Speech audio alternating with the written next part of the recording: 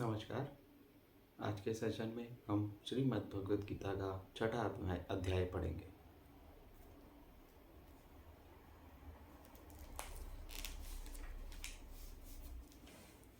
शुरू करते हैं श्रीमद् भगवद गीता के महत्व के बारे में।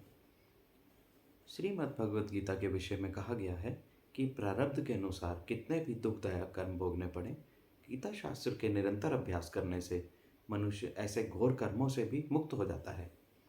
पापी से पापी व्यक्ति भी यदि गीता का अभ्यास करने लगता है तो वह महात्मा बन जाता है। जहाँ पर गीता का अभ्यास होता है वहीं पर सारे तीर्थ होते हैं तथा वहीं पर परमेश्वर भी बसते हैं। गीता परम विद्या है जिसका अभ्यास करने से मनुष्य निश्चित ही भय शोक से परे मुक्ति को प्राप्त करता है। यदि मरते हुए मनुष्य को भी गीता सुनाई जाए तो उसको भी सद्गति प्राप्त होती है। प्रतिदिन गीता अभ्यास के पवित्र जल से स्नान करने से मनुष्य परम पवित्र हो जाता है। गीता का ही ठीक प्रकार से अभ्यास कर लेना चाहिए। अन्य शास्त्रों के अध्ययन से क्या लाभ होता है, क्योंकि गीता भगवान श्री कृष्ण जी के श्रीमुख से निकली गंगा है। जिस गंगा का पवित्र जल पीने से मनुष्य का पुनर्जन्म नहीं होता तथा वह सदा सदा के लिए मुक्त हो जाता है। इस संसार में केवल एक ही शास्त्र गीता है, केवल एक ही परमेश्वर है, देवकी नंदन भगवान श्री कृष्ण। केवल एक ही मंत्र है, श्री कृष्ण नाम का स्मरण, तथा केवल एक ही कर्म है, श्री कृष्ण भगवान की सेवा। आशा है परमेश्वर से प्रेम करने वाले इस गीता का नित्य पाठ कर अपना कल्याण करेंगे। अब छठा अध्याय शुरू करते हैं।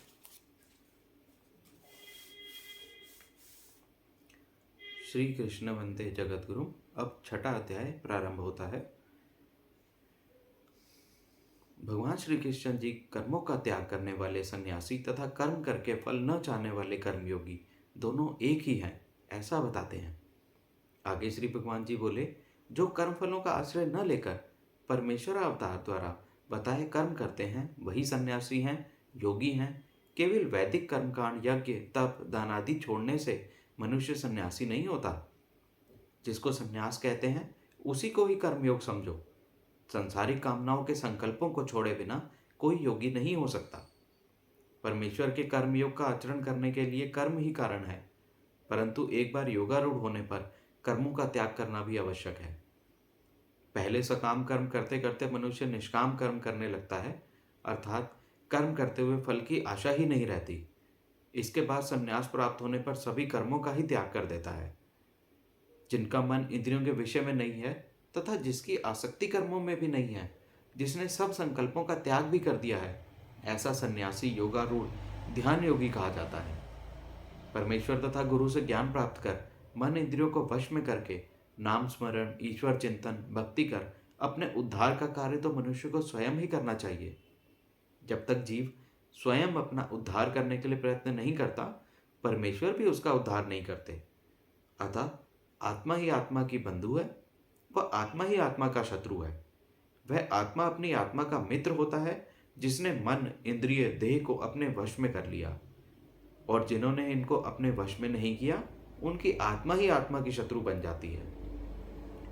जो गर्मी सर्दी सुख दुख मान अपमान को एक समान समझता है, ऐसे इंद्रिय जीत शांत वृत्ति मनुष्य का मन बहुत एकाग्र होता है।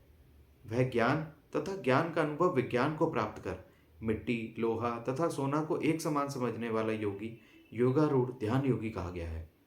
ऐसे ध्यान योगी को चित्त को जीतकर आशा रहित होकर संसार के भोगों का त्याग कर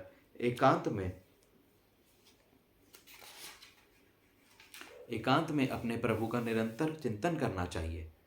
सात्विक स्थान पर अपने योग्य आसन पर बैठकर मन को एकाग्र कर इंद्रिय मन की चेष्टाओं को रोककर अपनी आत्मा को पापों से मुक्त पवित्र करने के लिए योग का आचरण करना चाहिए।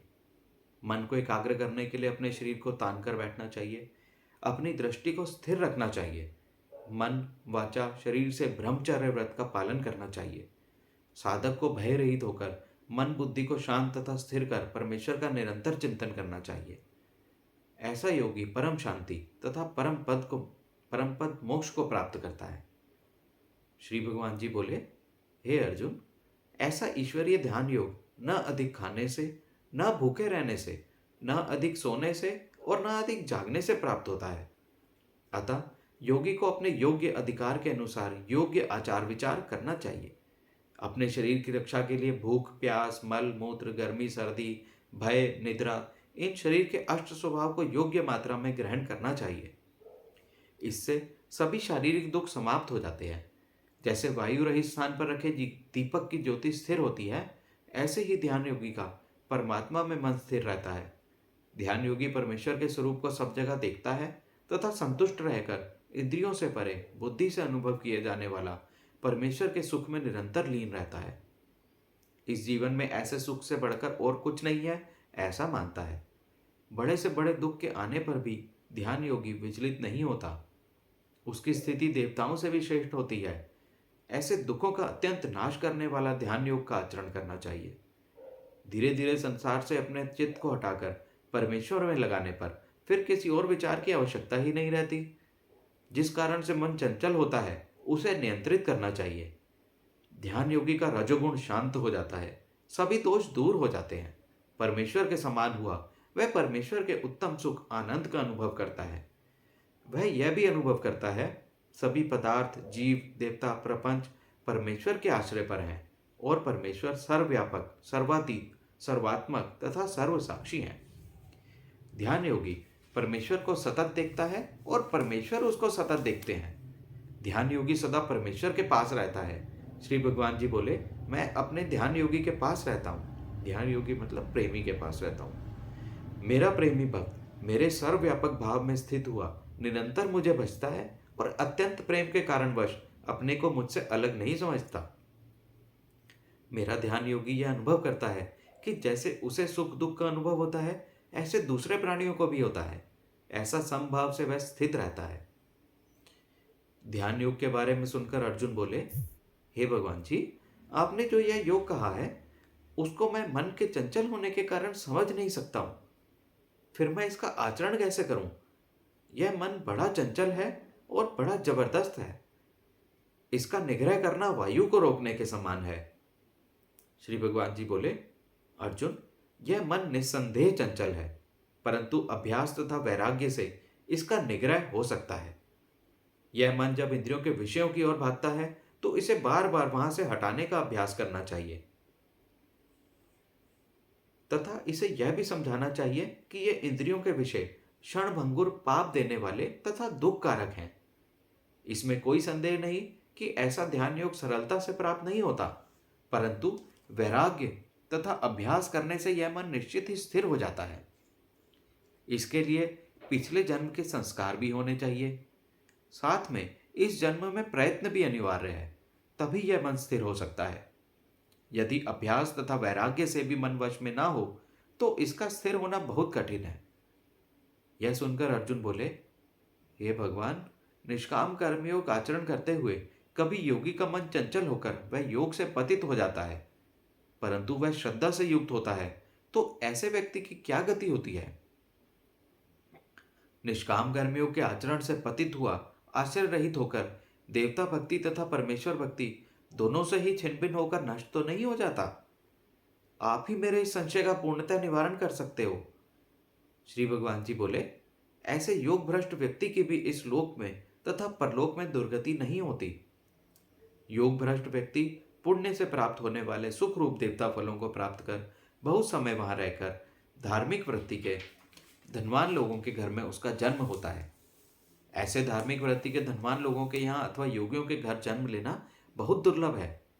वहां जन्म लेकर पूर्व जन्म के निष्काम कर्मयोग के संस्कारों के कारण वह पुनः ज्ञान प्राप्त करता है। फिर कर्मयोग की सिद्धि के लिए पुनः प्रयत्न करता है।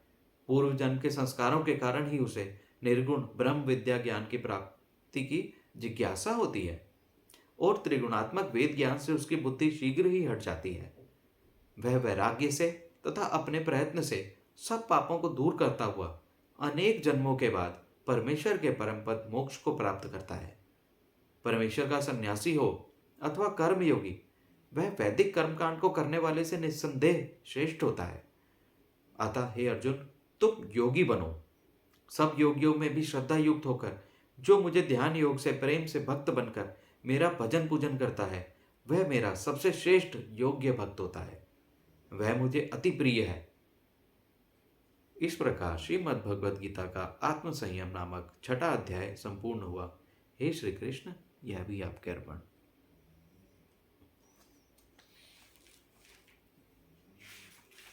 अब प्रार्थना बोल के समाप्ति करेंगे। त्वमेव माता च पिता त्वमेव, त्वमेव बन्धु च सखा त्वमेव, त्वमेव विद्या द्रविणं त्वमेव, त्वमेव सर्वं मम देवदेव। वसुदेवसुतं देवं कंसचाणूरमर्दनं, देवकी परमानन्दं श्रीकृष्ण वन्दे जगद्गुरुं।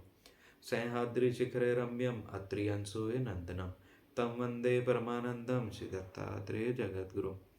फलस्थनगरे जातं द्वारावत्या निवासिनं, नौम्यं चक्रपाणितं जनकादिजनन्दनं, नेमाम्बोदरसम्भूतं काणवादनन्तनायकात्, प्रभो नमामि गोविन्दं जीवविद्याविभञ्जकं, पुत्रं विशालदेवस्य नित्यमुक्तिप्रदायकं, मालिनी परमानन्दं वन्दे श्रीजगदर्गुं।